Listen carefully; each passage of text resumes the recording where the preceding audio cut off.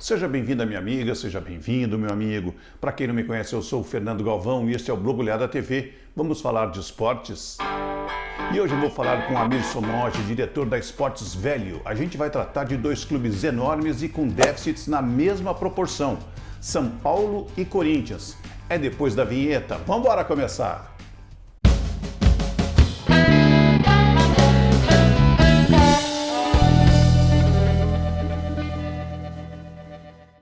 Amir Somoge, um prazer tê-lo aqui. Em primeiro lugar, eu queria saber o que Corinthians e São Paulo têm em comum, além dos déficits no balanço do ano passado.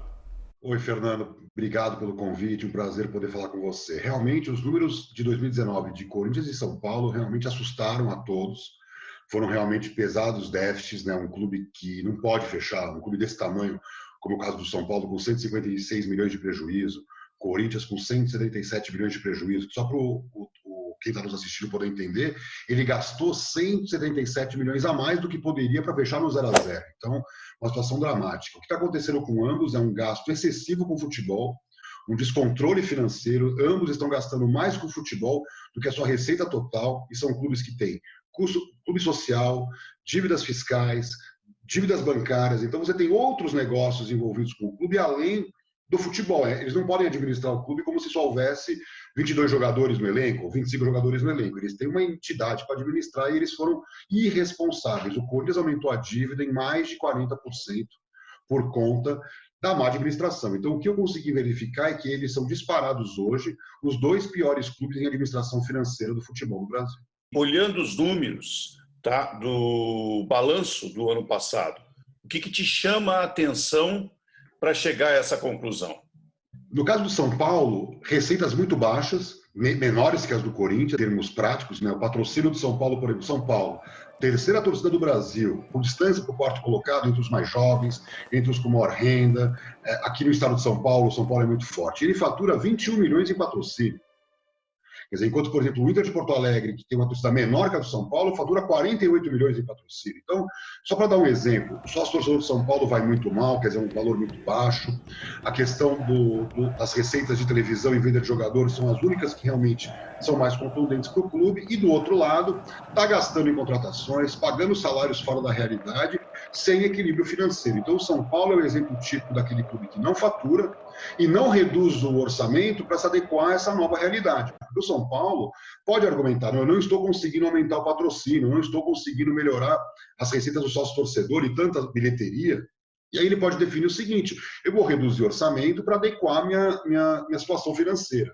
E não é isso que o São Paulo fez, muito pelo contrário. Ele gastou mais do que em qualquer outro ano com quedas em receitas. Então, essa é a grande questão que o São Paulo vai ter que saber enfrentar. Então, ele contratou, por exemplo, o Dani Alves, e ele imaginou que o marketing é que pagaria essa conta. E eu me lembro de ter colocado no Twitter, Fernando, que o marketing do São Paulo faturava 23 milhões em 2018, e agora caiu para 21 milhões. Então, como é que um clube que fatura 20 milhões em marketing pode contratar um jogador como o Dani Alves, pensando numa viabilidade econômico-financeira pelo viés mercadológico? Então, esse, para mim, é a fotografia atual do São Paulo.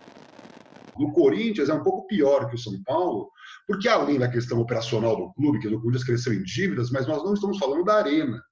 É só da gestão corintiana, o dia a dia do clube. Então, a dívida do clube passou dos 700 milhões, até pouco tempo era 400 milhões, então é uma situação dramática que o clube vive. E tem a questão do estádio, porque hoje o Corinthians ele pega o valor da bilheteria e coloca lá no fundo do estádio para pagar a dívida. Só que esse valor não faz nem coceguinha no montante total de dívidas. A dívida de mais de 1 bilhão, ele dando 60 milhões para o fundo, ele não vai pagar nunca essa dívida. Então o Corinthians é hoje, se somarmos a questão do estádio, o clube mais endividado do futebol brasileiro. E o Corinthians poderia ser um novo Flamengo, contanto que eleja um presidente, um corpo diretivo do nível que o Flamengo fez. Então, gente mais comprometida com a boa administração, com boas práticas de gestão, com equilíbrio orçamentário, maximizando receitas. O Corinthians é uma potência. O Corinthians, em comparação ao Flamengo, ele tem uma característica que o difere. Ele é líder na região sudeste, que é a região que representa mais de 30% do PIB do Brasil. Então, naturalmente, quem é líder nesse mercado mais rico, teoricamente, tem mais faturamento. E o Corinthians não conseguiu converter essa liderança, né, do mercado mais rico do Brasil em receita. É só para efeito de comparação, o Flamengo já bateu quase que em 1 bilhão de receita em 2019, era esperado até para superar essa faixa já agora em 2020. E aí é bom lembrar também que isso é uma coisa que eu tenho falado com bastante frequência, que quando o Corinthians foi campeão brasileiro recente, ele gastava 300 milhões com futebol. E o Flamengo, que faturava até mais que o Corinthians na época, gastando 150 milhões com futebol, porque estava pagando as dívidas passadas. Ele estava organizando as finanças para lá na frente poder crescer. Então, me parece muito parecido, eu tenho repetido isso de forma recorrente, aquela fábula da formiga e da cigarra. O Flamengo guardando dinheiro, né, poupando para as vacas magras, para os momentos de maior dificuldade, e aí, na hora que a coisa explode, ele vai e fatura um bi, e o Corinthians, que não se preocupou com o futuro, que ficou gastando, que ficou flauteando, né, como a gente brinca, né, por aí, e agora fecha com um prejuízo enorme. E você tocou na questão da Covid. Você tem um estádio para pagar e um estádio que teria que ser pago com a arrecadação. E o estádio está parado, já tem pelo menos 1 mês e meio, e a gente não sabe quando é que vai ter o retorno do futebol.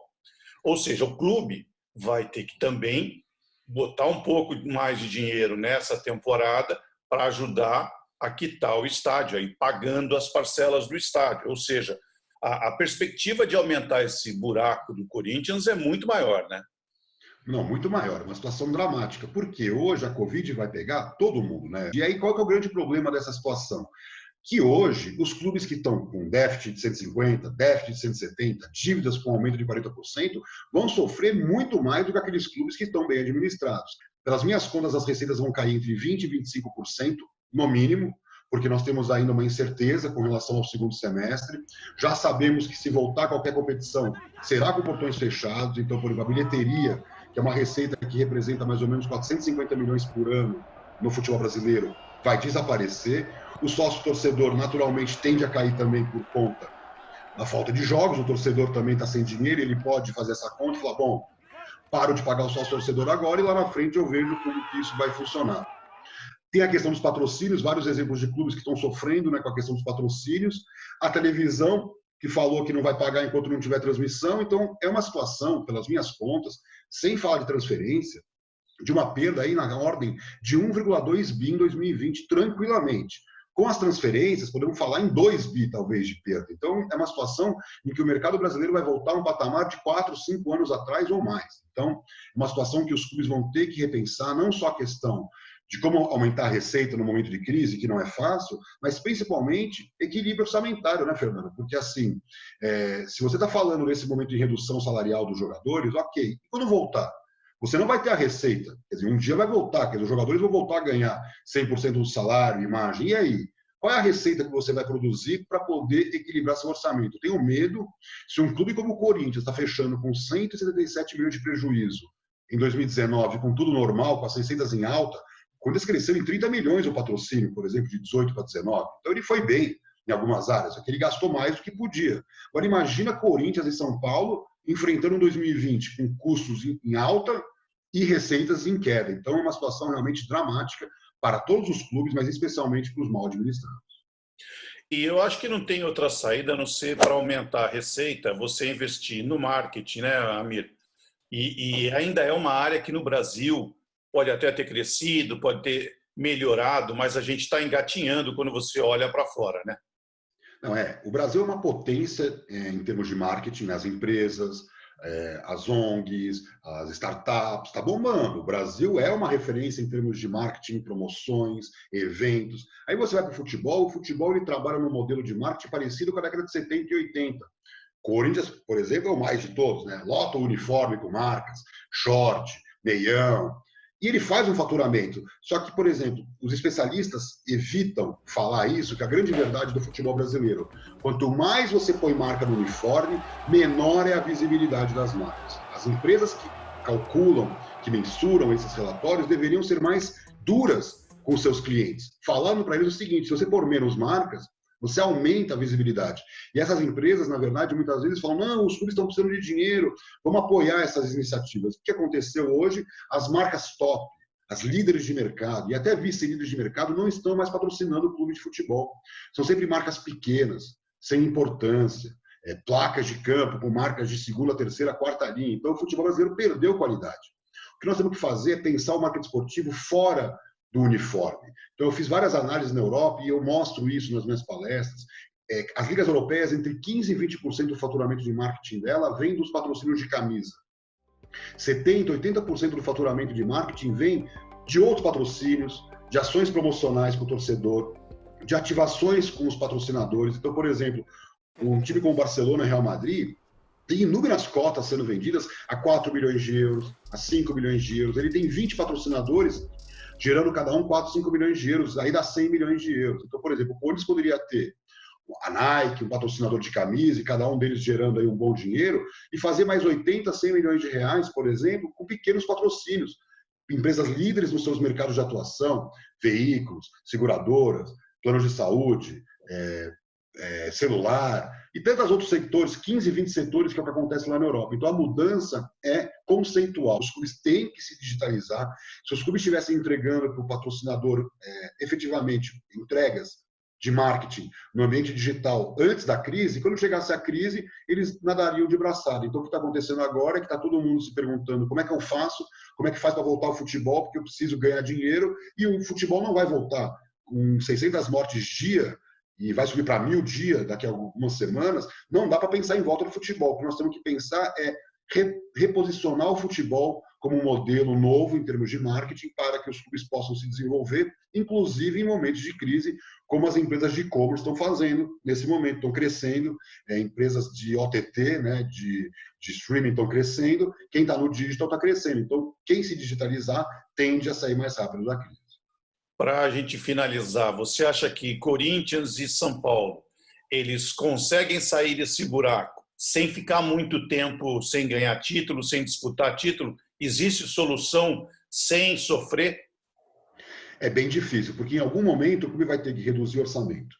Ah, mas a receita do São Paulo está baixa. Ah, o Corinthians podia crescer em receita. Tudo isso é verdade. Você pode aumentar em 20%, 30% a receita, por exemplo? Pode.